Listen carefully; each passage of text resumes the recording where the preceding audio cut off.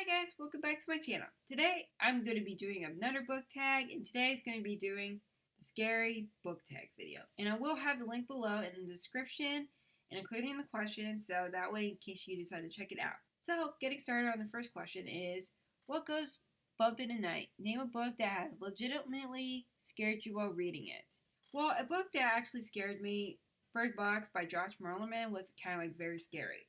I mean, in the book, things happen whenever you look out the window. People go mad and then they die. And so the main character, Mallory, must take her kids and find a place outside in the world that is safer and to save them and have a better life and to avoid all this craziness. But to do that, her and her kids must navigate the world blindfolded.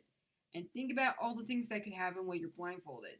This could go wrong. You can get eaten by an animal or whatnot, and it's just crazy. It's just crazy. So the next question is jack-o'-lanterns in classic costumes. A book you always reach for during Halloween time. I don't have that one book yet that I reached for Halloween in the past or anything because it wasn't really that seasonal until now.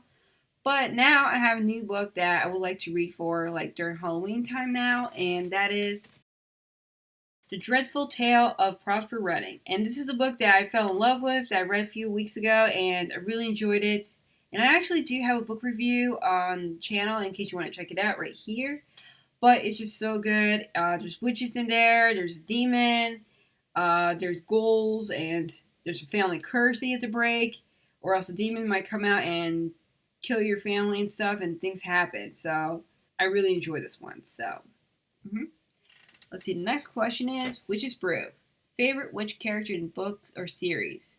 A series that which character? I mean, if I could pick like a warlock instead of a female witch, I would pick Magnus Bane from the Shadowhunter Chronicles. Not just like City Bones, but pretty much the whole Shadowhunter world. Because I think Magnus Bane, and come on, he's like the powerful warlock of Brooklyn, okay? Pretty much he's everywhere. So he'll pretty much end up in London in one series, in LA, whatever. But he's always there when you need him, even if he doesn't want to be, but you can always depend on him to save your life, okay? And he always knows how to do everything. And he also knows how to heal people. He has so much knowledge over the years because he's been around for so long. And also he throws a really badass party. So since Halloween's coming up, I'm sure his party will be a blast. Next question is, Black Cats and Magic Mirrors, a book you love that is laced with superstition or magic. Well, a book that has like some magic in there that I gotta say is one of my favorite books of all time, and that is Book of Shadows. And this is actually the first book in the Sweep series, and it has magic and witches. It's about this girl who finds out that she's a witch, and throughout the series she learns about how to be one, and she also learns how to protect herself from other evil forces out there, like evil witches doing God knows what. And also there's boys in there, and all she wants to do is also have a normal life as a teenager. So kind of like a really fun book. The next question is Haunted Graveyard. You're all alone in a haunted graveyard. You get one book to give you comfort. Which is it? A book that I would like to bring with me to give me comfort is The Martian. And usually this is like, I have other books that would give me comfort also, but I think like if I'm stuck alone in a haunted graveyard, reading The Martian and thinking about how scary it is if you were stuck on Mars by yourself, you don't know when the ship's going to show up, you don't know, and you must use all your scientific smarts. And I think like reading this book, because like Mark Watney, he did not let that stop him from keeping his hopes up.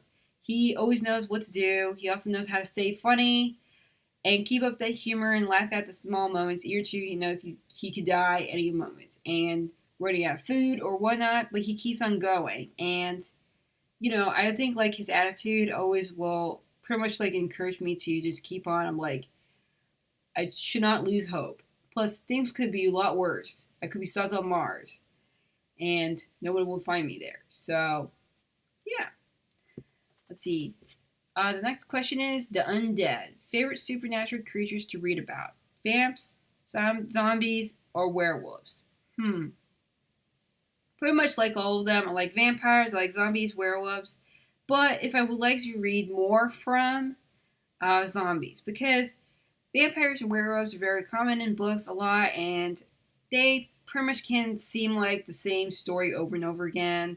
Like vampire, werewolf, they meet that girl, they fall in love with that girl, they're trying to protect her from evil vampires or werewolves, and then there's a love triangle or so on. And I mean, unless it was like more like Underworld or something like that, or Blade, that there's a lot of action.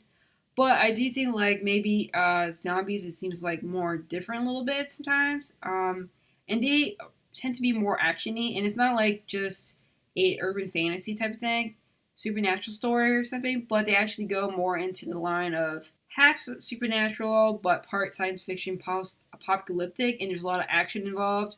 And you know, like something like Resident Evil type of thing. It's like a lot of action packed, and you also always know straight up like vampire zombies are always going to be bad, for an exception of warm bodies. You always know who's the bad guys, and the people must try to survive, and that whole situation is kind of like fun. But I also do think another idea is a combination of the two, like either zombies, vampires that are kind of like combined, or werewolves, zombies. I guess. Yeah. Anyway, the next question is: in the dead of the night, pick a book with a black cover. So the book that I found that in my bookshelf that is somewhat black is The Hobbit. And why not The Hobbit? It's one of the best books ever in fantasy, and I loved this book when I read it in high school. And if you haven't read it yet, it's really good. It's way better than movies, and you'll love the characters much more better. So movies, I'm not sure about it. I feel like it's way too long for the book, but yeah. So yeah, the next one is Trick or Treat. Okay.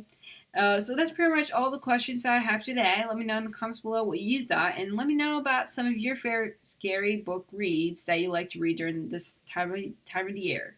So until next time, keep on reading and do subscribe, and I'd love to have you there.